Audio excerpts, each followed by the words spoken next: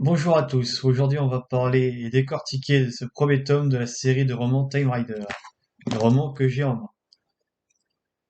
Ce premier roman de la série a été publié pour la première fois en anglais, en Grande-Bretagne par Puffin Book, si je le prononce bien, à Londres en Angleterre et a été traduit en France aux éditions Nathan à Paris, en 2012. Car en Angleterre, il me semble que c'était en 2010. Il a été traduit par Aude Lemoine, et l'auteur de cet ouvrage est Alex Caro. Ce premier tome contient 93 chapitres, et 429 pages, de quoi faire du coup. Cette série de romans comporte au total 9 tomes qui traitent une époque différente à chaque tome. Voilà pour la présentation de cette série. Maintenant, entrons dans cette incroyable histoire qui est Time Rider. Le début commence avec Liam O'Connor, Maddie Carter et Salvé Crane qui ont été sauvés tous les trois à trois époques différentes. Ces personnes seront sauvées par un homme mystérieux nommé Foster, qui les emmènera en 2001 à New York sous un pont métallique, dans ce qu'ils vont appeler l'Arche. Et du coup, Foster va les former pour qu'ils deviennent des Time Riders. En gros, une sorte de police du temps qui va surveiller qu'il n'y a pas d'Uchronie et les rectifier s'il y en a. Pendant ce temps, Foster leur apprend que la première théorie de la machine à voyager dans le temps a été fabriquée par un certain, comment il s'appelle déjà? Edward Chan en 2029 et sera fabriquée par Roald Walston en 2044. Bien qu'on ne sait pas qu'est-ce qui s'est passé durant le premier voyage de Roald Weston, on le découvrira sûrement dans les autres tomes. Mais bref, toujours est-il qu'une machine de temps a été inventée. Et du coup, pendant ce temps-là, en 2066, toujours à New York, un certain Paul Kramer et Carl vont, avec une équipe, récupérer ce prototype de machine qui a été abandonné et oublié visiblement des gens de ce monde-là. Et ils vont s'en servir pour retourner en 1941, prendre la place du Führer Hitler et essayer de conquérir le monde dans le but de le rendre meilleur, car en 2066, leur monde est complètement dévasté, que ce soit par le réchauffement climatique ou des problèmes géopolitiques et autres. À ce premier tome, on n'en sait pas plus, mais dans les autres tomes, ça sera sûrement détaillé avec. Et voilà grosso modo l'histoire du début. Alors bien évidemment, Liam et l'auxiliaire de mission qui s'appelle Bob vont réussir à stopper Kramer au cours de beaucoup de sacrifices, je trouve quand même. Et du coup, ils vont rétablir l'histoire.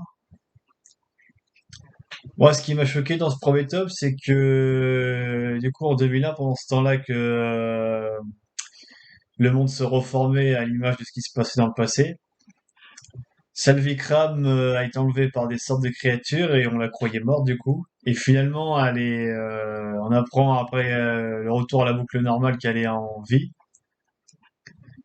Ça aussi, on le saura dans les prochains tomes, pourquoi, comment, et voilà.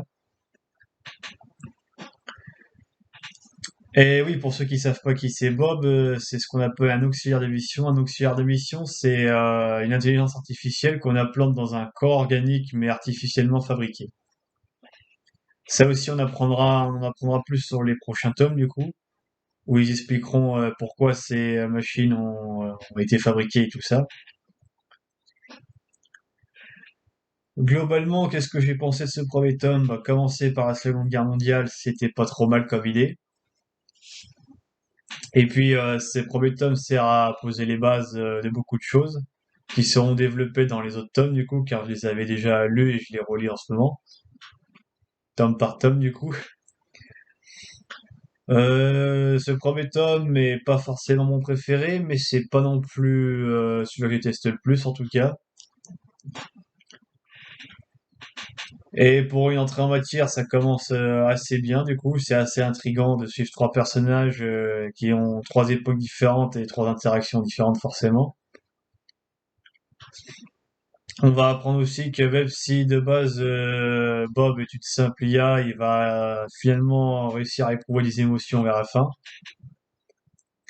On apprend aussi que le voyage dans le temps fait vieillir. C'est ce que dira Foster à Maddie du coup, qui ne le dira pas à Liam pour l'instant. D'ailleurs, en parlant de Foster, il a décidé de prendre sa retraite à la fin de ce tome du coup, parce qu'il avait 26 ou 27 ans, il me semble, et du coup, il est trop vieux pour continuer. Donc, il va décider de vivre sa vie pépère à New York pendant le temps qui lui reste. Foster nous apprend aussi dans ce tome que, du coup, l'arche dans lequel ils sont est entourée d'une boucle temporelle qui se réinitialise tous les 2 jours. C'est-à-dire qu'ils vivent en permanence le 10 et 11 septembre 2001 en permanence. Le 11 septembre 2001, du coup, c'est le fameux jour où les 2 tours World Trade Center sont tombées à cause d'une attaque terroriste. Et c'est pour ça qu'ils ont choisi cette époque, justement, c'est pour que toute l'attention des gens soit arrivée sur ces 2 tours, et non pas sur les activités que font du coup les Time Riders. Foster dit également que cette agence, il en existe d'autres, mais qui coopèrent pas ensemble. Dans ce premier tome, en tout cas, on n'a pas eu des nouvelles des autres agences, et on verra dans les autres tomes ce qu'il en est. On apprend aussi dans ce premier tome que de sortes de créatures invisibles peuvent surgir parfois de l'espace qu'on utilise pour voyager dans le temps. Ça aussi, ça sera détaillé dans les autres tomes. Qu'est-ce que c'est la créature? Qu'est-ce que c'est que cet espace? Plus ou moins détaillé en tout cas. Voilà grosso modo tout ce qui se passe dans ce premier tome. Après, mon ressenti à moi, c'est que ça commence bien. Pour ceux qui veulent connaître plus de détails, c'est sûr qu'il faut lire les suivants, car ce premier tome donne juste, on va dire, les petits bonbons, hein, mais pas le gâteau, quoi. Et du coup, voilà. Du coup, si sa première critique analyse du premier tome de Tomb Raider vous a plu, vous me le dites en commentaire. N'hésitez pas à liker et à partager si vous avez aimé. Et moi, je vous retrouve pour le deuxième tome, du coup, qui se passera à une autre époque que la Seconde Guerre mondiale, et j'espère qu'il vous plaira autant que ma première critique analyse. Sur ce, Janet!